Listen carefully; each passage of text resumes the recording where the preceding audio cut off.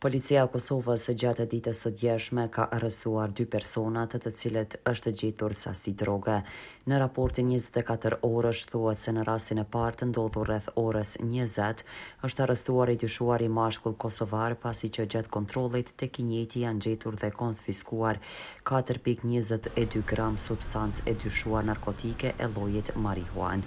Me vendim të prokurorit pas intervistimit i dyshuari lirohet në procedurë të rregullt, thuhet në njoftim. Rasti ndaj tij është hapur si posedimi pa autorizuar i narkotikeve, substancave psikotrope dhe analoge.